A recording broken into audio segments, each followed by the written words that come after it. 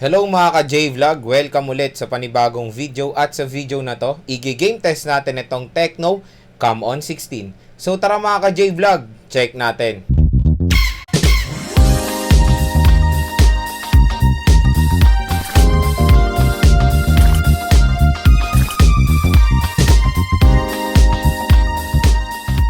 Shoutout nga pala kay JV, kay Rosemary Sumulong, kay Paul Vincent, kay Lia Quinto, kay John Lloyd Valerio, kay Jenny Joy de la Peña at kay Maribeth Deloso.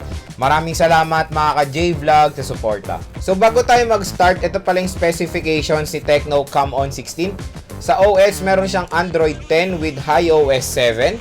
Sa chipset, meron siyang MediaTek Helio G70. Meron siyang octa-core CPU na merong clock speed na up to 2.0 GHz. Meron siyang 6GB RAM at 128GB ang internal storage. And expandable pa ang kanyang storage via micro SD card. Pagdating naman sa battery, meron siyang 5,000 mAh non-removable battery. At ang official price niya dito sa Philippines is 7,990 pesos or almost 8,000 pesos. Pagdating sa GPU, meron siyang Mali G52. So itong si Tecno Camon 16 ay merong game mode. Ayan. So malaking tulong nga ito pag naglalaro kayo. Nakalagay dyan, improve game experience. So kailangan natin i-on yan pag naglalaro tayo. At meron tayong game assistant panel. Ayan, slide the panel out from the side of the game interface. At ayan, natatrack niya rin ng ating game data. At natatrack niya rin kung ilang data na ang nagamit natin habang naglalaro. So very convenient itong game mode ng Tecno Camon 16. At meron tayong game anti-addiction. So okay na okay yan, 'di ba? Para malimitahan din ang paglalaro nyo, hindi sobra-sobra. So yan yung game mode ni Tecno Camon 16. 8 games pala ang ating itetest. Mobile Legends, Call of Duty Mobile, LoL Wild Rift, Genshin Impact, Rules of Survival, PUBG Mobile, NBA 2K20 at Slam Dunk. At ang internet connection natin sa ating game test is 4G mobile data at token text ang ating SIM. So ngayon naman, titignan na lang natin kung ilan na lang natirang storage niya after ko na-install yung 8 games na to. At take note na download ko na rin yung mga resources ng mga larong to. So ayan, meron pa tayong available na 63.12 GB. So ayan yung total space nga natin, 128GB. Biruin yun, 50% pa lang yung nagamit nating storage. At malalaki yung required storage ng mga iba nating in-install na laro tulad na lang ng Genshin Impact. At ito yung available RAM niya, 3.37. So refresh natin siya. Ayan. At ngayon naman, ang gagawin natin is babantayan din natin yung battery na itong si Tecno Camon 16. So, titingnan natin kung ilang battery percent ang nabawa sa buong paglalaro natin. So, mag-start tayo mag-game test ng 2:04 PM at 65%. So, ang una natin lalaruin is Mobile Legends at ito ang ating settings. HD mode naka-on, tapos ang graphics natin nasa high, naka-on ng outline at shadow. At sad to say, hindi available ang high frame rate mode dito. Hindi ko alam bakit mga ka-J-Vlog, MediaTek Helio G70 naman to. Kasi doon sa aking Infinix Note 7, available naman ang high frame rate mode doon. So, no idea bakit ganito sa Tecno Camon 16. Pero titignan natin ang performance niya sa ML kahit na walang high frame rate mode. At naka-download na pala yung resources dito.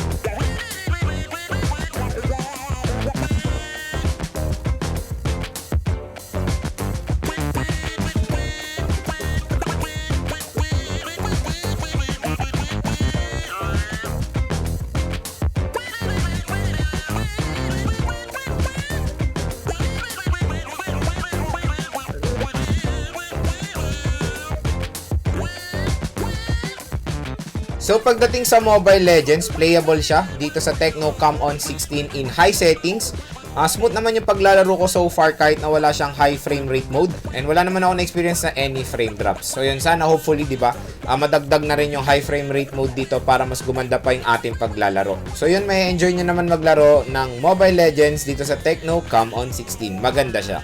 So next naman is Rules of Survival. Set muna natin yung settings na sa pinaka-high. Tingnan natin kung kaya niya. Graphics excellent, tapos FPS natin nasa ultra.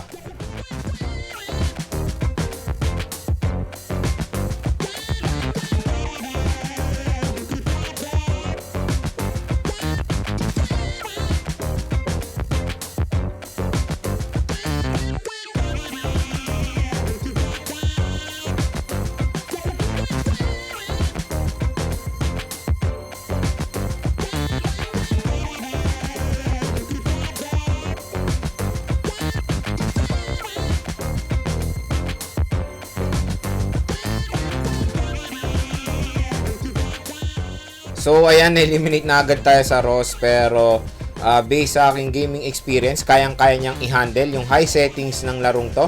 So far, wala rin naman ako na-experience na any frame drop sa high settings. So maganda rin mag-ROS dito sa Tecno Camon 16, kayang-kaya niya. So next naman is PUBG Mobile. Set din natin yung settings niya sa pinaka-high. So ito yung pinaka-kaya niya lang is graphics HD. Tapos frame rate natin nasa high. Hindi niya kayang HDR sa ngayon. Ayan, soon daw.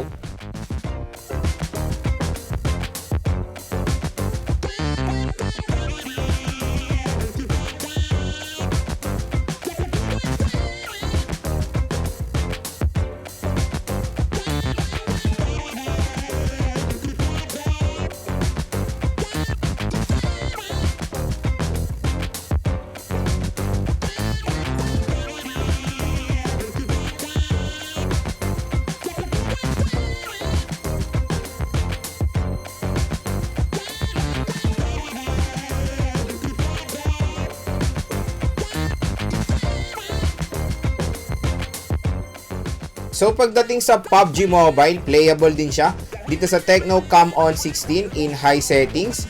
At so far, wala pa naman din ako na-experience na any frame drops. Smooth naman siya kahit na meron tayong kalaban. Ayan, maganda talaga pag sinet mo sa mataas na graphics yung laro. Sobrang ma-appreciate mo yung paglalaro mo, diba? So yun, may enjoy nyo maglaro ng PUBG Mobile dito sa Tecno Camon 16. Maganda siya. So next naman is Call of Duty Mobile. Set muna natin yung settings niya. So ang graphic quality natin nasa medium, tapos ang frame rate natin nasa high.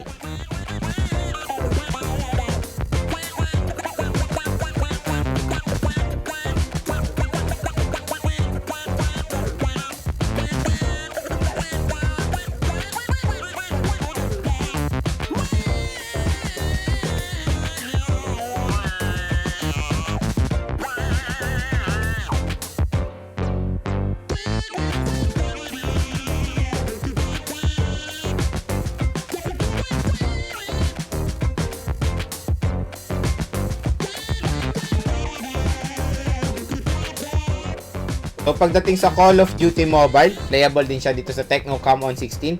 Smooth naman yung paglalaro ko so far and wala akong experience na any frame drops. So next naman is NBA 2K20. So ang settings natin nasa high.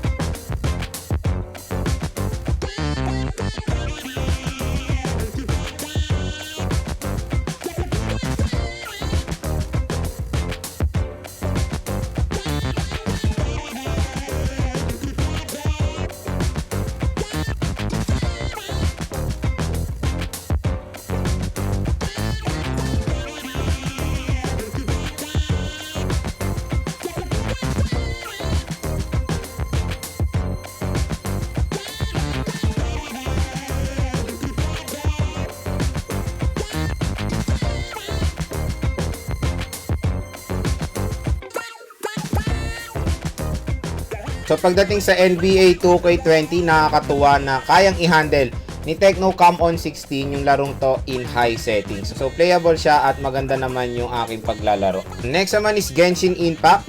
So set natin yung settings niya. So try lang natin siya i-set muna sa highest settings. Tapos naka-on ang 60 FPS. Yan natin kung makakaya niya ba. So kung mapapansin nyo yan, nag-frame drop talaga siya solid sa highest settings. Pero nakakaya niya naman kahit papano. Pero sa tingin ko mahirapan kayo maglaro dito pag nakaset sa high. So try naman natin i-off yung motion blur. So ayan, naka-off na yung motion blur niya. At kung mapapansin nyo, medyo nag-improve naman siya kahit papano. Ayan, di ba?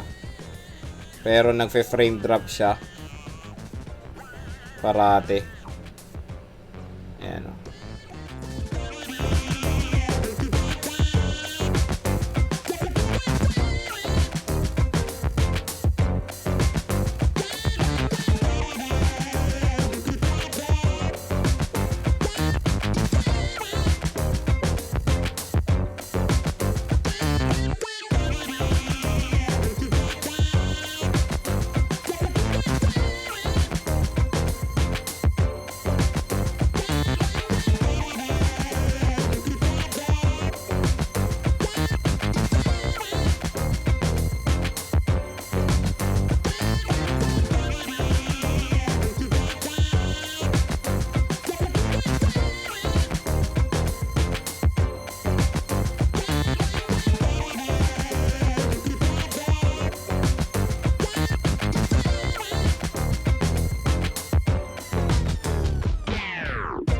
So nakakagulat na playable pala ang Genshin Impact sa highest settings dito sa Tecno Camon 16.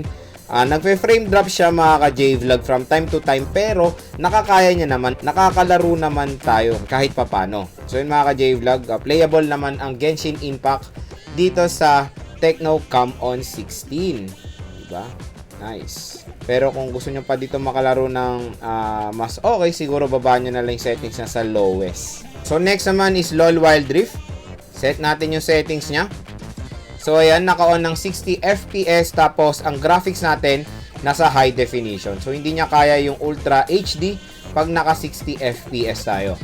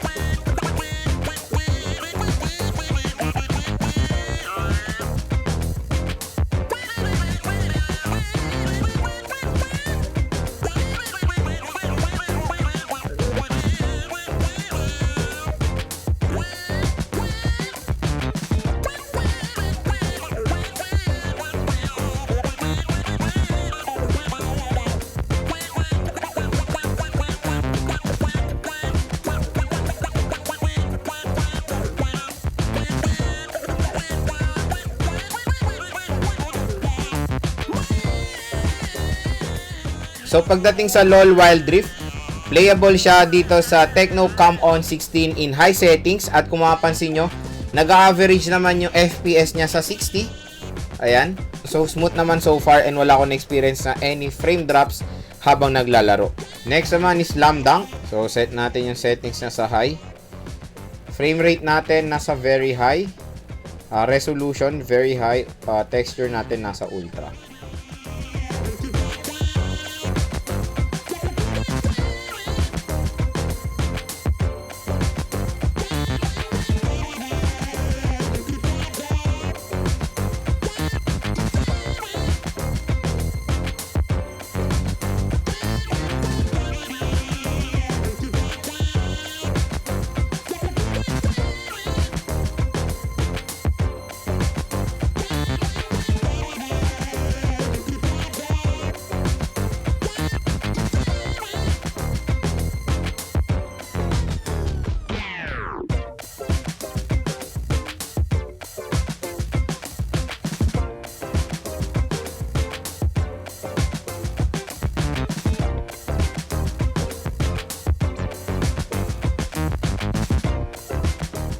So pagdating sa Slam Dunk, ayan, playable din siya. Dito sa Tecno Camon 16 in high settings. So far, wala pa rin naman ako na-experience na any frame drops habang naglalaro. So yun mga ka-J-Vlog, tapos na tayong mag-game test at natapos tayo ng 4:46 PM. So nag-start nga tayo ng 2:04 PM. So almost 3 hours ang ating paglalaro dito. At ang natira pa natin battery percent is 35%. And 65% tayo nag-start kanina. So 30% lang ang nabawas sa almost 3 hours nating paglalaro dito sa Tecno Camon 16. So maganda ang battery performance ng smartphone na to. Makunat din. So kung i-rate ko ang gaming performance niya, 1 ang lowest, 10 ang highest, ang score ko dito nasa 9. Sobrang na-amaze din ako sa gaming performance nitong si Tecno Camon 16. Biruin yun sa presyo niya na almost 8,000 pesos lang. Kaya niya mag-handle ng mga heavy games in high settings. Lalong-lalo na yung NBA 2K20 at Genshin Impact. So mapapansin nyo kanina sinet natin sa highest settings yung Genshin Impact.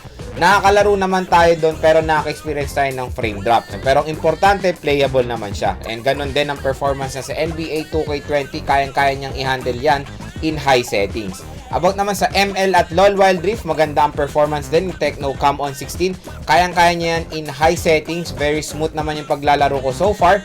Pero yun nga lang sa Mobile Legends, sa ngayon hindi pa available ang high frame rate mode. Pero maganda naman ang performance niya sa ML kahit na walang high frame rate mode. So definitely i-recommend ko sa inyo tong si Tecno Camon 16 pag naghahanap kayo ng very affordable na gaming smartphone. At ito pa malupit sa smartphone na to, maganda rin ang kanyang camera performance. Tapos maganda rin ang kanyang battery performance kung makikita nyo naman kanina, di ba? And malaki rin ang kanyang screen size. May enjoy nyo maglaro dito. So yun mga ka-J-Vlog, kung napupusuan nyo tong si Tecno Camon 16, maglalagay po ako ng link sa description kung saan po ba mabibili ito sa Shopee.